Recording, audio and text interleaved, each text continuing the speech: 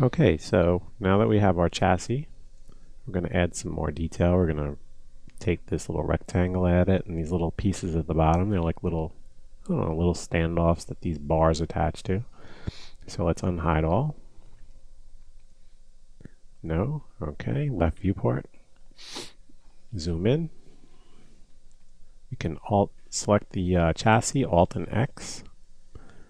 And let's do this. Rectangle tool once again. Click and drag.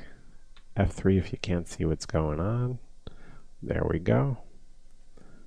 Corner radius, we can give a little corner radius to it. Now we're also going to make these little pieces that stick off the bottom. So all we're going to do here is a bunch of little rectangles. There's one. And now what I'm going to do is just repurpose. Shift, and drag that. F3 if you can't see it. Sometimes the viewport doesn't update quick. Could be my video card. I'm not totally on the newest kind of video card. Shift and drag again. Just align that. That works. One more time. We're going to just go down the line, continuing to add these pieces as we go. One more time. Okay. Just make sure it's aligned again. And let's grab two this time. Let's shift and drag them forward. Okay. Shift it back. And that's it. So now we'll grab our original chassis and we will start to attach these other rectangles one by one.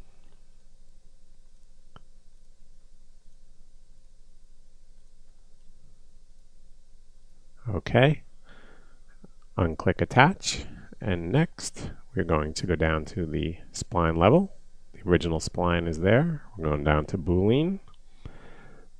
Let's click union, boolean, and let's start to attach these little squares one by one. Go right down the line pretty quickly.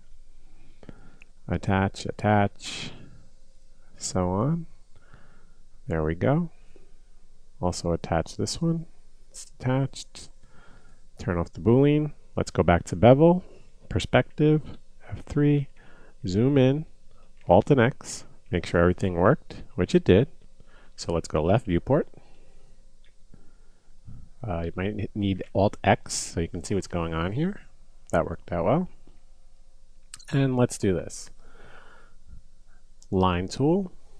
We have corner and Bezier. I'm not going to use the Bezier this time around. I'm going to use just corner. I'm going to make these points a little further out than we need. So click and around. Let's just make a triangle. I'm going beyond just so I get enough area that I can create this radius with the fillet tool. You could see I encompass that whole shape with the triangle I just drew. It's an editable spline. We'll go to vertex. Let's get these two. They should have similar value when we fillet them. And let's click, left click, drag that fillet up. That looks good. Grab that front vert, click and drag, and there we go. That looks really good. So that seems to work a little better. You don't have to adjust as much as if we Bezier curve it. So I'm going to stick with that. Next, back to the create panel. We're going to do circle.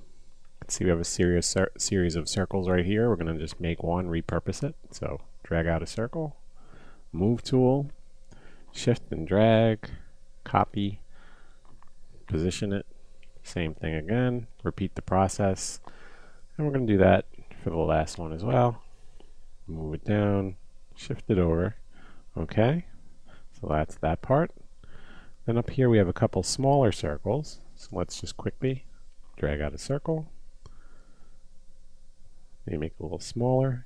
You have that radius value, you can always adjust it. There we go. Shift and drag that down. Copy. That's what it is. Okay, and that should be the last of the details. So now we'll go back to our chassis, down to the spline level. I'm going to hit F3 so I can see what I'm doing. I'm going to roll up. Let's attach the triangle, these little holes. And once they're all attached, which they are, unclick the attach, go to bevel, P for perspective, Z for zoom. Let's make sure Alt and X, everything is working properly. Turn off wireframe, F4. And you can see we have pretty detailed object. Looks really good. And in these areas, I believe they allow the axles to float up and down. We're not going to be totally concerned with perfection just because it's going to be hidden by the wheels and all the linkages. So what we're going to do in the next video, we're going to build these little bars, and we'll probably build these cross braces as well, and continue with the chassis. So I'm going to pause the video and we'll pick up where we leave off.